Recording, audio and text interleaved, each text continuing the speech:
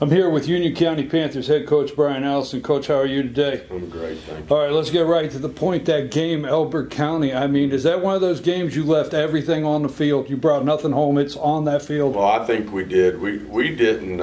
We played it hard for 4 quarters. I don't believe defensively we played as good as we could play. I think we let them stay in it defensively. I thought we had a chance. We had 6 points in the first half, and we gave them 21, 22 in the second half. So I thought that we could have played better on defense. We're out of position a little bit, and I think our kids know that. It was a tough place to play, but I think they played their butts off. They did what they needed to do to win the ball game, and that's the most encouraging thing, is that we won the ball game, and we can play better. Well, let me ask you this, because I've been watching every single game and keeping up with the yards, the tackles, and so on and so forth.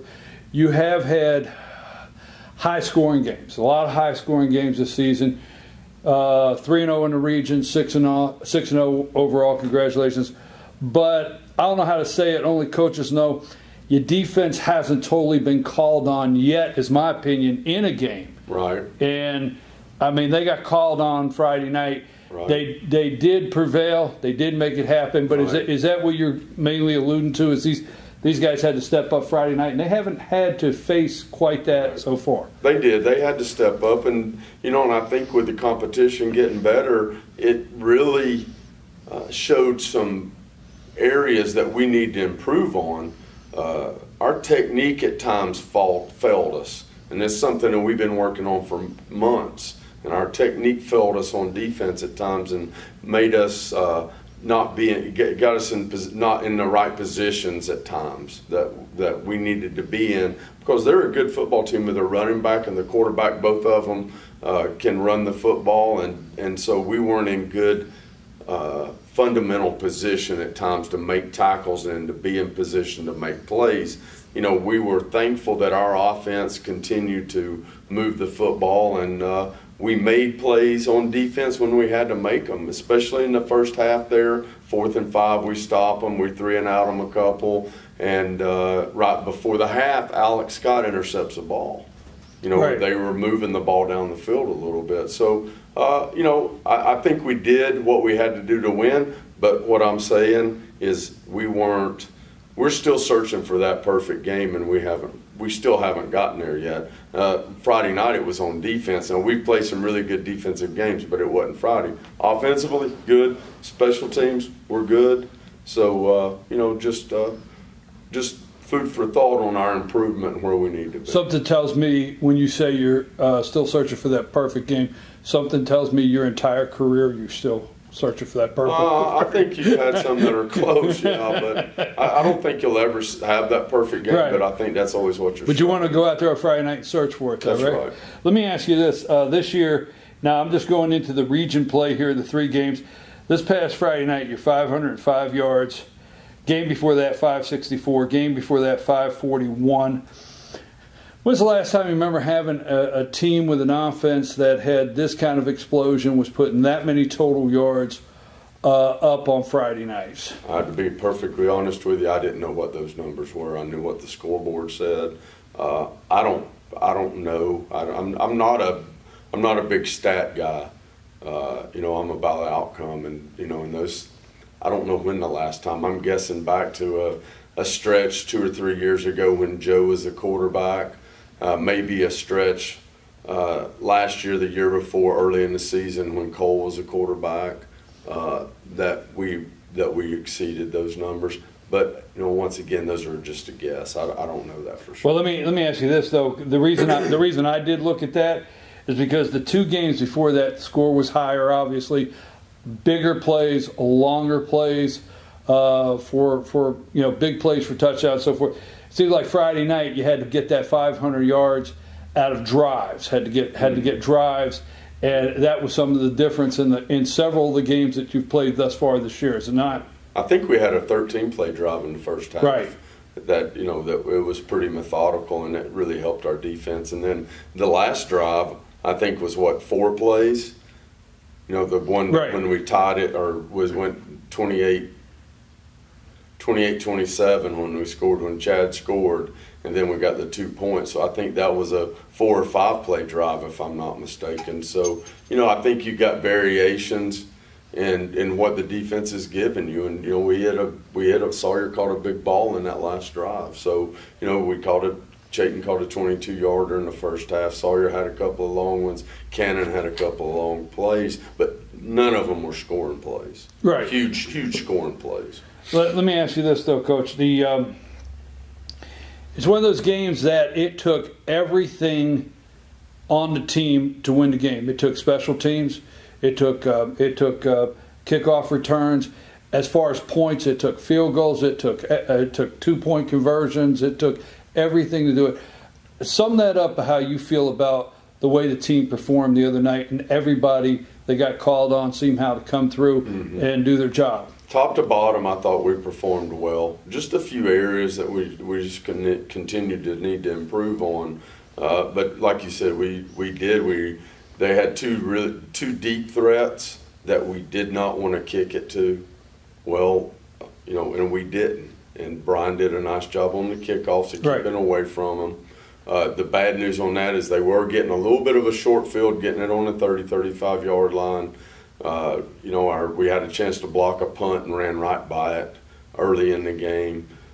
So I think our special teams were well. We did our quick kick thing, and Pearson kicked it. Kyle Morlock down 2 or 3 inside the 10 or inside the 20, which was good. One was really down to the 1. So that phase of the special teams was good. We're able to run the ball a little bit. We'd like to run it more.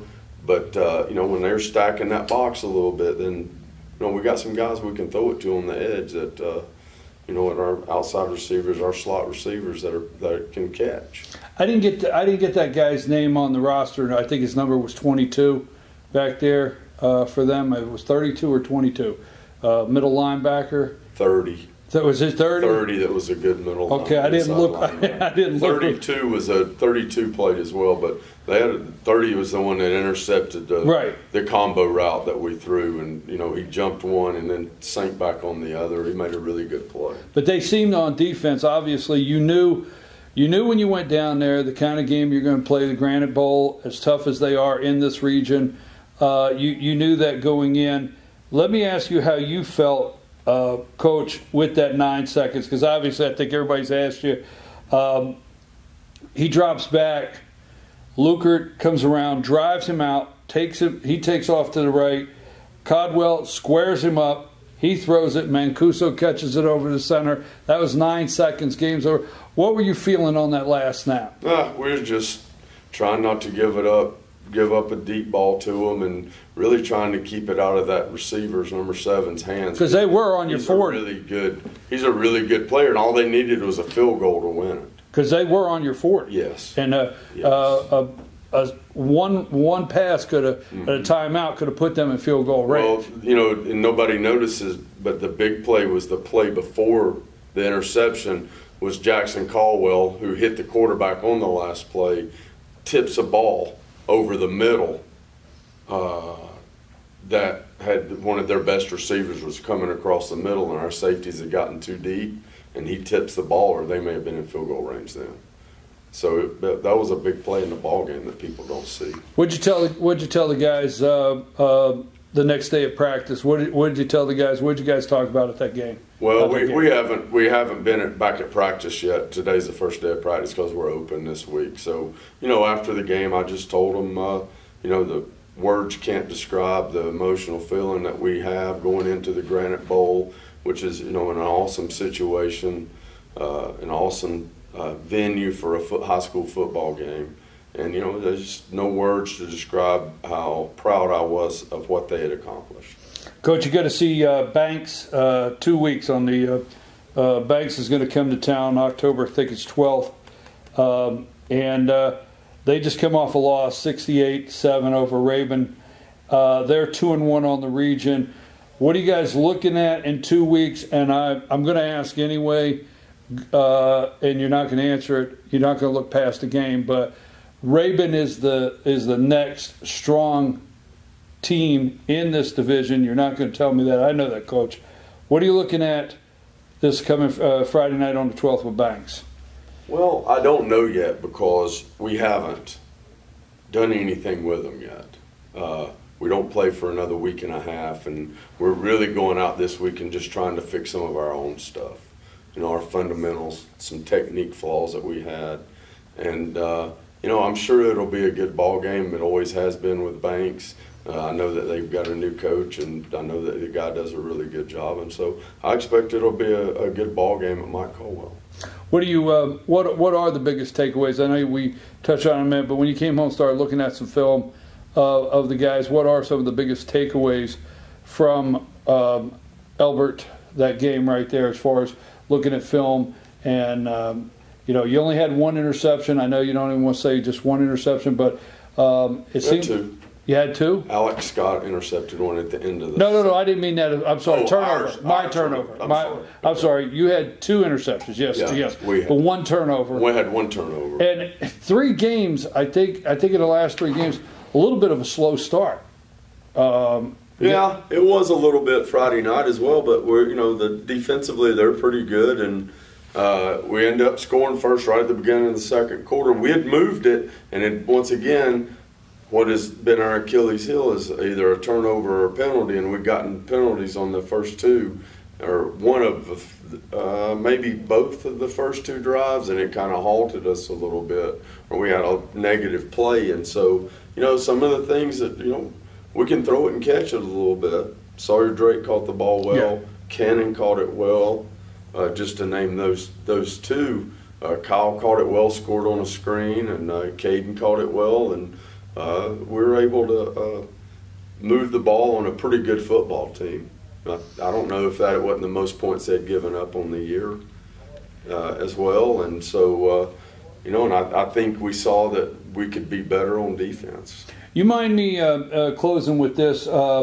This team here, you know, we talk about a lot of the guys, and a couple weeks ago I had an opportunity to talk with the offensive coordinator. You mind sharing with us a little bit what it's like coaching your son at this level? Well, I really don't a whole lot, because Coach McCombs coaches them on offense. Right. And so, you know, I try to stay out of the way as much as I possibly can.